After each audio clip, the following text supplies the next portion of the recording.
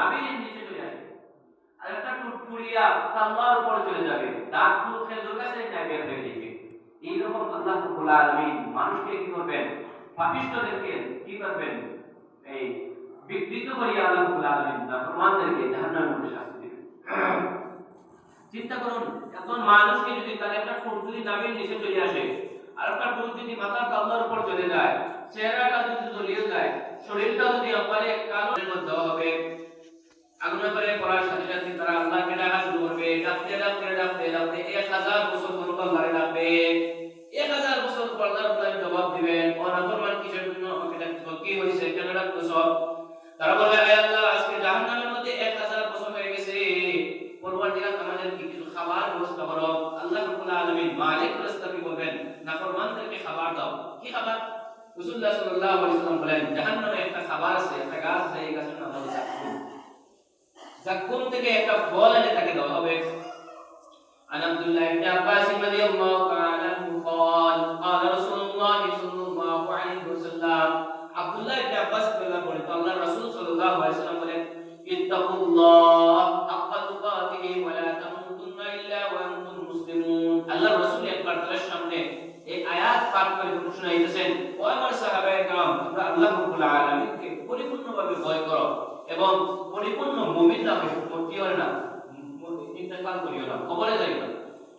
فقال لو أن قطرة من الزقوم قدرت في البحار الدنيا أفسدت على أهل الدنيا معاشا فكيف بمن يكون طعام। الله رسول صلى الله عليه وسلم এরপর তাদেরকে বলিয়া শুনতেছেন, فقال لو أن قطرة من الزقوم, জাহান্নামের মধ্যে এমন একটা গাছ আছে, এমন একটা ফল আছে, তার নাম হলো জাক্কুম। জাক্কুম গাছ এমন একটা গাছ, জাক্কুম গাছ এমন একটা গাছ, এমন একটা ফল, তার একটা হাঁটা যদি দুনিয়ার মধ্যে নিক্ষেপ করা হয়, তাহলে দুনিয়ার যে সবুজ সবুজ গাছগুলো আছে না, এমন ভাবে ধ্বংস হয়ে যাবে, কিয়ামতের আগ পর্যন্ত একটা গাছে একটা পাতাও দিবে না। হযরত যাহহাক রাহমাতুল্লাহ আলাইহি বলেন, জাক্কুম গাছের একটা ফুটা যদি সমুদ্রের মধ্যে নিক্ষেপ করা হয়, সমুদ্রের সব পানি তো নষ্ট হবে, পাতালের নিচের পানি পর্যন্ত বিষাক্ত হয়ে যাবে। এরকম একটা ভয়ঙ্কর ফল হলো জাক্কুম গাছের ফল। فقال لو أن قطرة من الزقوم قدرت في البحار الدنيا أفسدت على أهل الدنيا معاشا فكيف بمن يكون طعام। আল্লাহ রাসূল বলেন, এইরকম বিষাক্ত একটা ফল যার খাবার হবে, এই ব্যক্তি কিরূপ দুর্দশা হবে, এই ব্যক্তি কিরূপ অসহায় হবে। চিন্তা করুন, যে ফলের একটা গাছের ফুটা দুনিয়া ফলে দুনিয়ার সব গাছ ধ্বংস হয়ে যাবে, পানি যদি পড়ে সমস্ত পানি নষ্ট হয়ে যাবে, পাতালের পানি নষ্ট হয়ে যাবে, আর এই ফলটা যার খাবার হবে তার অবস্থা কি হবে? অবস্থা কি হবে দেখেন। মালিক ফেরেশতা যখন তাকে ফলটা দিবেন, 1000 বছরের খিদার যন্ত্রণায় ফলটা সাথে সাথে খেয়ে ফেলবে। খাওয়ার সাথে সাথে আল্লাহ রাসূল বলেন, ফলের প্রত্যেকটা হাঁটা তার গলার মধ্যে লাগিয়ে দিবে। যখন লাগবে, যন্ত্রণা যখন শুরু হবে, যন্ত্রণায় চটপট চটপট করতে থাকবে, তাদের দুনিয়ার কথা মনে হয়ে যাবে। দুনিয়া আমরা ভাত খাইলে খাটা লাগলে কি করি, পানি খাই, যাতে খাটা ছুটে যায়, তখন তাদের দুনিয়ার কথা মনে পড়ে, তারা আবার আল্লাহ রাব্বুল আলামিনকে ডাকা শুরু করবে। ডাকতে ডাকতে ডাকতে ডাকতে আরো 1000 বছর পর আল্লাহ জবাব দিবেন, ওরে নাফরমান, কি হইছে রে, কিসের জন্য মানে ডাকছো? বলবা, আল্লাহ কিদার যন্ত্রণায় আপনাকে ডাকছিলাম, আপনি একটা ফল দান করেছিলেন, এই ফলটার সমস্ত খাটা এবং গলার মধ্যে লেগে গেছে, এমন বিষাক্ত হইতেছে, আল্লাহ বই তো শান্তি পাচ্ছি না, শুয়ে শান্তি পাইতেছি না, আল্লাহ আমাদেরকে কিছু পানি দান করেন। আল্লাহ রাব্বুল আলামিন মালিক ফেরেশতাকে বলবেন, নাফরমানদেরকে পানি দাও। কোথায় পানি দিবেন জানেন? গাসসা, গায় এবং আসামের পানি দিবেন।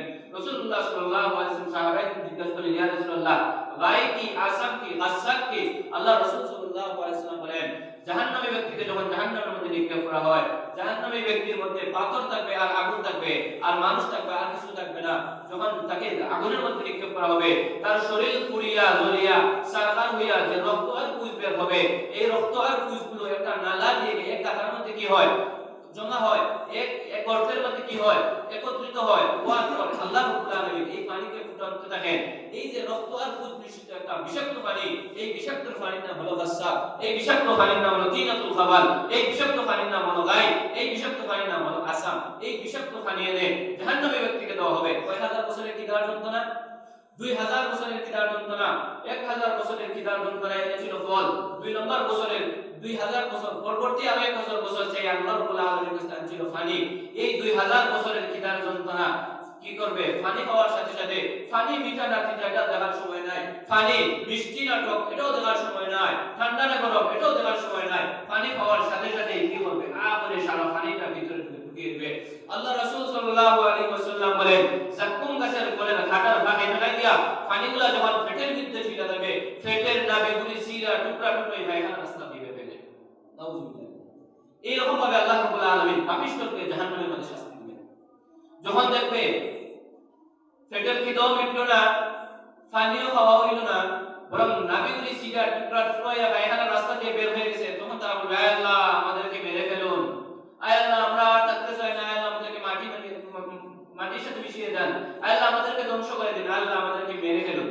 তখন তারা বলবে, আল্লাহ বলবেন, যুব ইন্নাকা আনতাল আজিজুল কারীম। আল্লাহ ধমক দিয়ে বলবেন, যুব মজা থাক বেটা, দুনিয়ার মধ্যে খুব বেটাগিরি ছিল তোমার, দুনিয়ার মধ্যে ক্ষমতার দাপট পেয়ে দুনিয়ার মধ্যে মানুষকে মানুষ মনে হচ্ছিল না, মানুষের উপর জুলুম করছিলা, মানুষকে তুমি মানুষ মনে করতে না, গরিব মানুষকে তোমার মানুষ মনে হচ্ছিল না, অমুককে মেরেছো, অমুককে কেটেছো, অমুককে থাপ্পড় দিয়েছো, অমুককে গালি দিয়েছো, আমার ইমানদার বান্দার বুকে কষ্ট দিয়েছো, আমার ইমানদার বান্দাদেরকে কি করছো, আঘাত করেছো। যুব এবার মজা থাক, ইন্নাকা আনতাল আজিজুল কারীম, তুমি খুব বড় দয়ালু ছিলা দুনিয়ার মধ্যে, খুব পরাক্রমশালী ছিলা দুনিয়ার মধ্যে, মজা চাও মিয়া। এইভাবে আল্লাহ রাব্বুল আলামিন নাফরমানদেরকে শাস্তি দিবেন। মুহতারাম হাজিরিন, আমাদের এগুলা কোনো খবর নাই, আমরা গাফিল হয়ে গেছি। আমরা যে মৃত্যু হবে, কবরে যে যাইতে হবে, এটা আমাদের কোনো খবর নাই।